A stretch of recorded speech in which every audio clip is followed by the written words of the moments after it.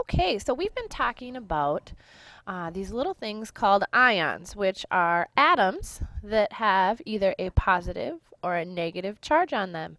Naturally, atoms like to be neutral, so they don't have a positive or negative charge. They have a zero charge because their protons and electrons are naturally equal. But what we learned about ions is that when protons and electrons are equal, the atom's not always as stable as it could be, because when you have equal protons and electrons, that outer shell isn't always full. And atoms really want that outer shell to be full so they can be nice and stable. So what they do is they'll gain or lose electrons to fill that shell. Well, that helps them gain stability. But what they give up is that neutrality. So they no longer have a zero charge. They have a positive or negative charge, which it definitely is a trade-off. Atoms don't really like to have a positive or negative charge, but they're willing to do it so that they can become more stable. So what happens is they form these ions, right? So it's a more stable atom, but they have that charge. So they aren't really happy about that positive or negative charge. So they'll take it one step further and they'll try to bond with something to take care of that charge. So that way they can be stable and neutral. A stable and neutral substance is a really happy substance. So the way that they achieve that is through ionic bonding, which is what we're going to talk about in this video. So you have a couple of substances here, and we have sugar, ethanol, and vitamin C. C12, H22O11, C2H5OH, C6H8O6. A little bit different formulas, but what's something that all three of these have in common? Well, what they have in common is that their atoms are bonded together. You have in this case, these are molecules, and these molecules have these atoms that are bonded or stuck together to create a more complex substance. Okay? In order for those atoms to stick together, they have to be bonded. We call those bonds chemical bonds. All right? This is when atoms combine and they form new, and a really important piece here, more stable substances. Remember that atoms, they really are going for stable and neutral. That's the happiest state they could be in, is if they're both stable and neutral. So we look at this picture, and this is a very standard picture of water. So we have our oxygen atom here and our hydrogen atom here. How many bonds do you see in this picture? How many places do you see that two atoms are stuck together? Hopefully you said two. One, two. There they are. Two bonds in this molecule. Okay? And those bonds we've talked a little bit about when we talked about water as well. Okay? So ionic bonding is a very specific way that atoms are going to stick together. And not all atoms bond or stick together in this way. But if you have a metal and a non-metal, they're going to bond in this way. Okay? How ionic bonding works is that you're going to have a positive ion and a negative ion, and when you put them near each other, they're going to be attracted to each other, kind of like in polarity. So you have a positive ion, you have a negative ion, and when they get close to each other, that positive and negative are attracted to each other just like a magnet. Well, a magnetic bond, or magnets, when they stick together, that's a pretty strong hold they have. So this ionic bond is also pretty strong. Like I mentioned before, this is only going to happen if you have a metal and one non-metal, because metals are going to form positive or cations, and non-metals are going to form negative or anions.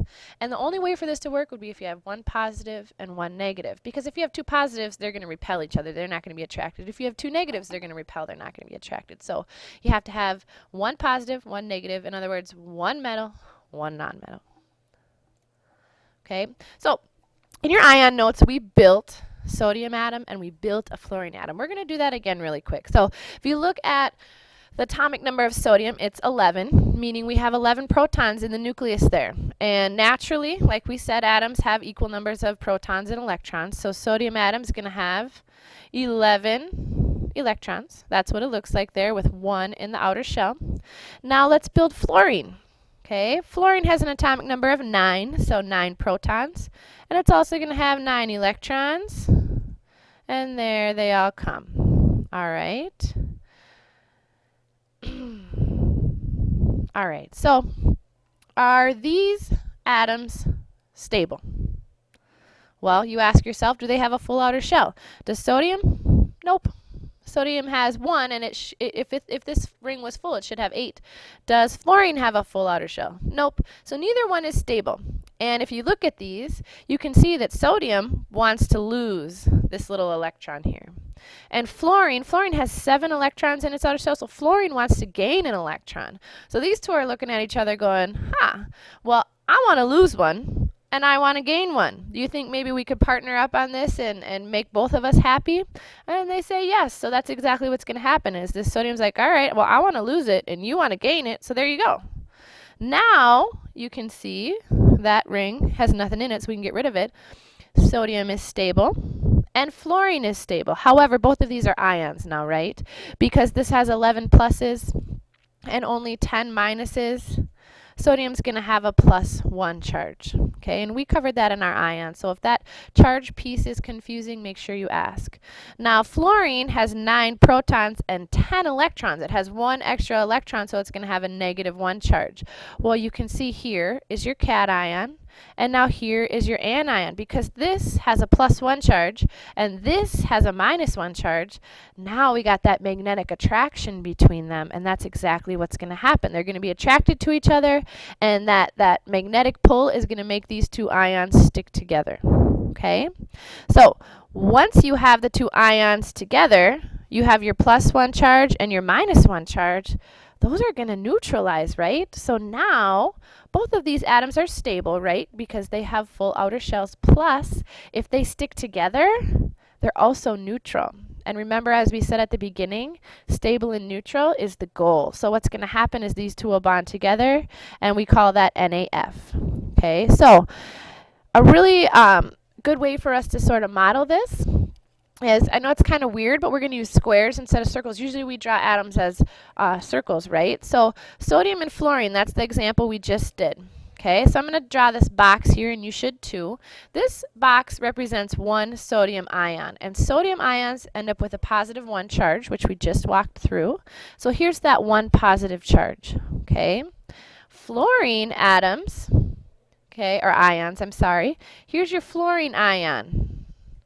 Fluorine ions end up with a -1 charge, so there's that 1 negative. Now, when you put these two ions next to each other, these two, the 1 plus and the 1 minus, when you pair them up, they're going to cancel out to be 0 charge, right? +1 and a -1 equals out to 0. So when you put these two ions next to each other, the overall charge of the whole thing is 0. Okay, so then we want to write the formula. So you ask yourself, how many Na ions do I have? Well, I have 1 box, so I have 1 Na ion. How many F ions do I have? Again, I have 1 box. So you have 1 Na and 1 F. You write that as NaF. Okay? Let's try another one. This time, we're going to bond. Oops, I'm skipping ahead of myself. When you write your formula, you always want to write the metal first, which is always your cation. Your cation's always written first. So you would not write this FNA. You have to write the positive one first, so Na and then F. Okay, and that's always true when you're doing ionic compounds. All right, so now we're going to bond magnesium and chlorine, okay? So you look at your periodic table, and you see that magnesium, when it forms an ion, has a +2 charge. So here's a box that represents 1 magnesium ion, okay? It has 2 pluses, 1, 2. We write the charges right in the middle. Okay, and chlorine, when you look in your periodic table, has a charge when it forms an ion of -1. So there's the 1 minus for your chlorine. So this box represents 1 magnesium ion. This box represents 1 chlorine ion. Now, when we put 1 and 1 together, is this neutral? Remember, they're bonding to become neutral. So we put this plus and this minus together, and that's going to neutralize. But then we have this leftover plus. So if we just have 1 of each, this is still going to end up with a positive charge because you have this positive charge hanging out all by itself. So what we need to do is we need to throw another chlorine ion in there. Now these will cancel out and these will cancel out. You have 2 pluses and 2 minuses, overall that equals a 0 charge, which is the whole goal of bonding. So then you ask yourself, okay, I got to write the formula for this. And you say, how many magnesium ions do I have? And you say, well, there's one box here. That's one magnesium ion. How many chlorine ions do I have? Well, I have 2 boxes of chlorine, so I have 2 chlorine ions. When you write that, that's a little cut off down here, but you have MgCl2 because you have one Mg right here and 2 Cl's, 1, 2 right there. Okay, so once you get it neutral, you just have to count how many boxes you have. All right, we're going to try a little bit harder one. This one is bonding aluminum and oxygen. Okay, look at your periodic table and determine what charge is aluminum going to have when it forms an ion. Aluminum has a +3 charge, so this box represents an aluminum ion, and it's going to have 3 positive charges. Okay, oxygen, when oxygen forms an ion, it has a -2 charge. So there's your 2 minuses. Okay, if you have one aluminum and one oxygen ion, is it neutral? Well, these are neutralized, these are neutralized, but this one is missing its buddy, right? So what do we need more of? More positives or more negatives? We need more negatives, right? So we're going to add another oxygen ion in there. Okay, you got to add the whole thing. So now you go, okay, we have one aluminum ion and 2 oxygen ions. Are we neutral? Well, now we have an extra negative charge in there. So we're still not neutral. These neutralized, these neutralized, these did, but this one is missing its buddy. So now you say, okay, do we need more positives or more negatives? Well, now we need more positives, right? So we better add another aluminum ion in there. And there it is. You have to add it. It comes with 3 positive charges. You have to add all 3. You go, okay, are we neutral? Well, no, we're not. You can see here that these 2 positives do not have a negative to neutralize them. So we need to now add more negatives. So we add another oxygen ion. All right. Now you look and you go, okay, does each positive have a negative to go with it? And it does. 6 pluses, 6 minuses, that's going to neutralize to 0. So now we're good. We know we can write our formula. So you say, how many aluminum ions do I have? How many oxygen ions do I have? And if you look here, we have 2 aluminum ions and we have 3 oxygen ions, right? So when you write it, it's Al2O3, just like that. You have 2 aluminum ions and 3 oxygen ions, 1, 2, 3. And this compound will be stable and neutral. So it's a very happy bunch of ions. Okay. At this point, if you have any questions, make sure you ask. Otherwise, you have some practice and a lab activity to complete.